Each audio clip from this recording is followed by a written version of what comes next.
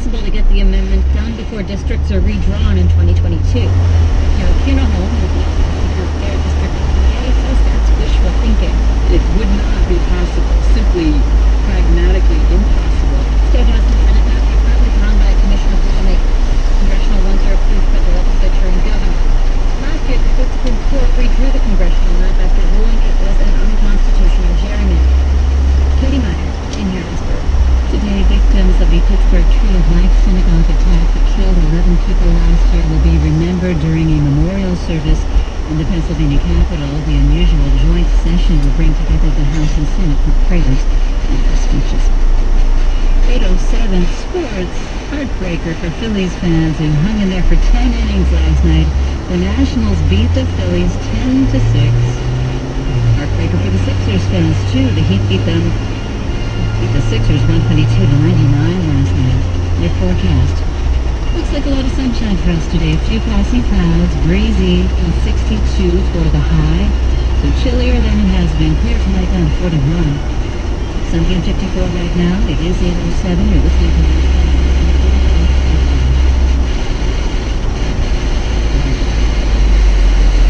Culver City, California. And I'm Rachel Martin in Washington, D.C. Israeli Prime Minister Benjamin Netanyahu is fighting for political survival after one of the closest fought and most contentious elections in Israeli history. Israelis cast their votes yesterday, and exit polls showed a race too close to call. Both Netanyahu and his rival, Benny Gantz, declared victory at their respective rallies last night. Now with over 97% of the votes counted, it appears Netanyahu has the best chance of forming a government of right-wing parties. NPR's Daniel Estrin is in Jerusalem and joins us now. Hey, Daniel. Good morning. So clearly, this is very close. Is Netanyahu going to pull it out? Well, it does look like Netanyahu has the best chances. This morning, when nearly all of the votes were counted, Gantz and Netanyahu, Gantz is Netanyahu's centrist rival, both of them were tied in the number of seats that they are expected to win in parliament. So Gantz has not yet conceded the race. But it appears that there is, as you said, a clear majority of right-wing and nationalist and religious Jewish parties that won and is for Netanyahu. You were out and about talking with Israelis when they were voting here. Well, I started by visiting the polling station where Netanyahu himself cast his ballot. And one of the first people I saw walking into that polling station was a former government minister in Netanyahu's own party, Dan Meridor. And I asked him this question. Can you tell us who you're voting for? He said he was voting for Netanyahu's rival. He is upset with Netanyahu's corruption scandals. And as he was saying that, a woman named Shoshana Tal was walking out of the polling station, and she heard what he had to say, and she said this. She was saying, what is so bad about this country? What? Things are so good right now. When did people have travel so much abroad? You hear a lot from Netanyahu supporters that the economy is doing really well and they feel great in Israel, so why change? So what about Palestinians? I mean, especially those living in the West Bank and Gaza Strip. What are they saying about the potential of a fifth Netanyahu term? Right. Well, Palestinians in the Palestinian territories do not have the right to vote in Israeli elections. Palestinian official Saeb Erekat said that the results look quite bad for the prospects of ending Israel's occupation in the West Bank. Here's what he said. They want their occupation to be endless, and they want us to live under a continued deeper apartheid system than the one that existed in the darkest hours of South Africa's apartheid. And just days before elections, Netanyahu vowed to begin annexing Jewish settlements in the West Bank if he's reelected, which is a dramatic promise, and if he does so, that could make it impossible for Israel and the Palestinians to reach a peace deal. Another thing to remember here is that President Trump's team has promised to release it shortly after elections. We'll see if that happens, but the Palestinians have already rejected Trump's role as peacemaker, and the question is, will the new government expected to be formed by Netanyahu, that government will be right-wing and far-right, made up of far-right parties as well. Will that government be amenable to such a Trump peace plan? Right, or do they even have an appetite for it at all? I was interested that first clip you played from him, and he actually referenced the corruption charges against Netanyahu. So clearly, if he pulls it out, it didn't matter. could it hamper his ability to govern? Well, that's the great question. This could pose a threat. Let's say Netanyahu does form the next government. Within months, Netanyahu is expected to face an indictment for bribery and for other charges. And then once that happens, it could spell the beginning of the end for Netanyahu. Because there are questions here. Will all the parties in such a Netanyahu government stand by his side? Will Netanyahu's own party start preparing for the day after and maybe even hold a leadership contest within the party? And maybe there will be even new national elections next year. That's what some legal experts are forecasting. So this could be Netanyahu's shortest term if he does, in fact, secure the government. All right, NPR's Daniel Estrin for us in Jerusalem this morning. Thanks so much. Thank you.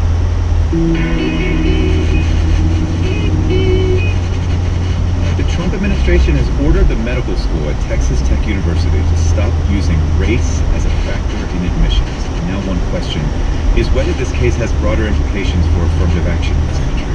This is the first time the administration has made this kind of demand on the school, and it comes after a 14-year federal investigation of Texas Tech's use of affirmative action. Michelle Hackman covers national education policy for the Wall Street Journal. She got access to documents detailing an agreement between the university's medical school and the Department of Education. She's with us this morning. Welcome. Thanks for having me. So what exactly did the administration do here that has been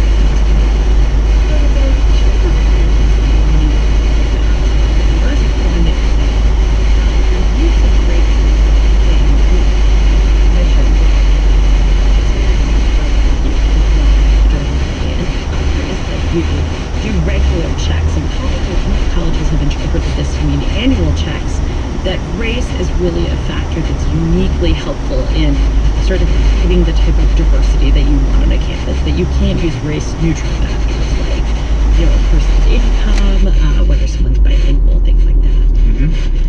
And they found that Texas Tech, the medical school, had not been doing these annual checks, and so it was unclear whether their use of race was really necessary the way that they're saying it was.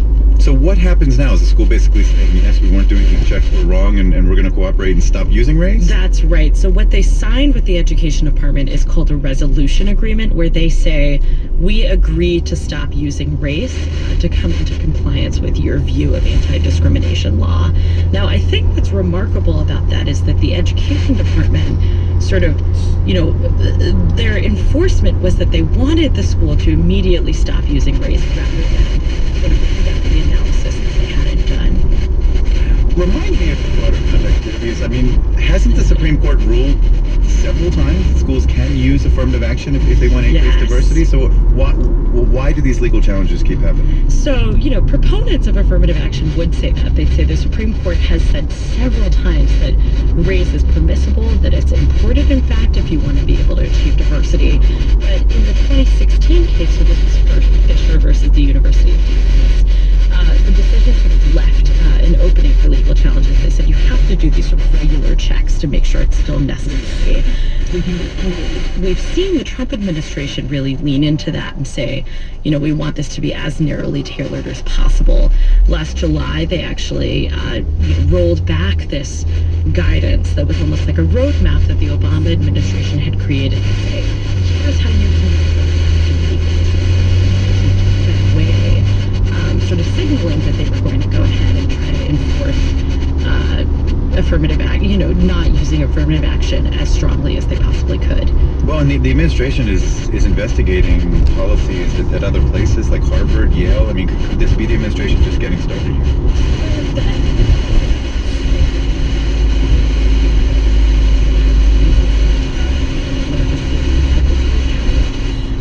The administration does have, you know, civil rights investigations open at Harvard, at Yale, over their use of affirmative action. Those cases specifically looking at Asian American students. And so it's a question whether we'll see them continuing to enforce this really strict, narrow view of affirmative action at those schools, or, you know, at possibly other schools where they could open investigations. I think it puts those schools on notice.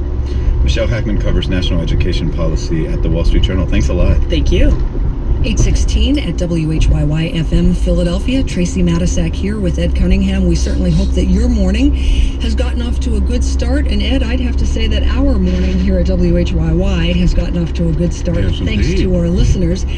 We're now $8,000 away from meeting our goal for this membership campaign. $8,000 away. We are so close to hitting the finish line thanks to our listeners. And we are inviting those of you who have not already made your gift to WHYY to take a moment now to do that, to help us get over the finish line, make sure that we are a strong and fully funded radio station, and that we can continue to bring you Morning Edition and all the programs you love. So 8,000 to go.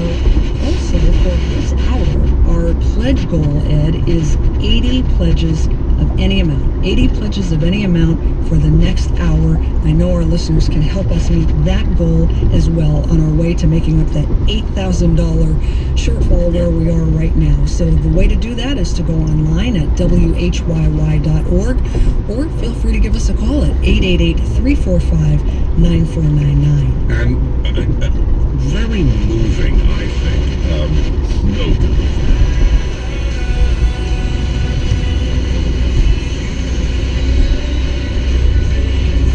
Just condensed like a young person.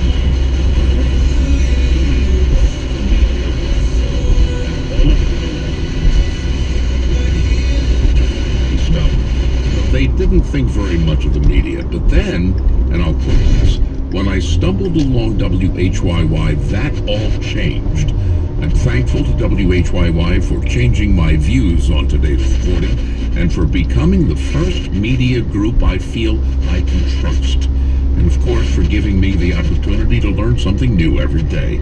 That's Taylor from Philadelphia. So in the one sense, it's kind of troubling because you hate to think about a young person having such a negative view of the media in their formative years, but it's also inspiring at the same time when you realize, hey, guess what?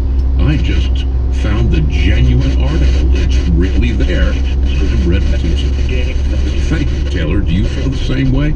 I know you do. So why not join Taylor and all the folks who have pledged so far the way they did at WHYY.org. Or if you want to call us at our toll-free number, that's great too. 1-888-345-9499. You know, Ed, that particular pledge and those comments that you just read really help us see that there is a reason that public media, public radio and television, is the number one most trusted institution That's right. in the United States. And we are living in a time when facts matter more than ever, when journalism is under fire, and that's where public radio and public television shine. And that's why we want to continue to be here for our listeners, so that there is a place that they know they can come, that they can trust for information, for quality entertainment, to meet all of their needs. We want to continue to be here for you for that. So, with that in mind, we want to invite you to invest in public radio at WHYY.org, or call us at 888-345-9499. Here's Ellen from Wyncote, also pledged online at WHYY.org. She said, I have let my membership lapse, which I don't feel good about. You're my go-to on TV and radio. My solution is to do a sustainable membership so this doesn't happen again. Isn't that the truth? That's what always happened to me. I'd make a pledge, then forget about it. I let the membership lapse. That doesn't have to be the case, Tracy, as you know. When you become a sustaining member, you can join us on a long-term relationship, and that's just great. It's one and done. It's the easiest way to do it. And we're going to invite our listeners to do what Ellen did, become a sustaining member, and that way you are supporting public radio for the long term, and you have the satisfaction of doing that. Plus, it's deducted from your bank account or your credit card. You do it once, you don't have to think about it anymore, and you can adjust it any time you like. So take a page out of Ellen's playbook and become a sustaining member. It's really easy to do. You can go to a secure website at WHYY.org or 888-345-9499. Comcast supports WHYY. Comcast values your time. When scheduling service, Comcast offers 2-hour appointment windows, including nights and weekends. Comcast. working to make things simple, easy, and awesome. Support for NPR comes from this station and from CFA Institute. CFA charter holders are wealth managers committed to helping unlock opportunities for their clients' ambitious wealth goals. Learn more at therightquestion.org. From Ryder Health, providing in-home senior care, with caregivers trained to meet the needs of seniors with dementia, Parkinson's, and other cognitive and physical conditions. Learn more at ryderhome.net/NPR. A collaboration software company empowering teams around the world, committed to providing the tools and practices to help teams plan, track, build, and work better together. More at Atlassian.com. It's Morning Edition from NPR News. I'm David Green. And I'm Rachel Martin. Conservatives who say they have been censored by tech companies are going to be on Capitol Hill today. Among those testifying at the Senate hearing is one of the creators of an anti-abortion Christian film that recently opened in theaters nationwide. It is called Unplanned, and it tells the story of a former Planned Parenthood clinic director from Texas who is now an anti-abortion rights activist. Hi, my name is Abby Johnson. I used to be the director of this clinic. I quit because my conscience wouldn't let me stay. It's a small budget film, and it is exceeding expectations at the box office. NPR's Sarah McClellan is about the movie and its impact. Hey, Sarah. Morning, Rachel. Just introduce us to the story here in Unplanned. Well, it's based on the autobiography of Abby Johnson, and we just heard that clip. She says that in 2009, after having worked at a Planned Parenthood clinic in Bryan, Texas for several years, she witnessed an abortion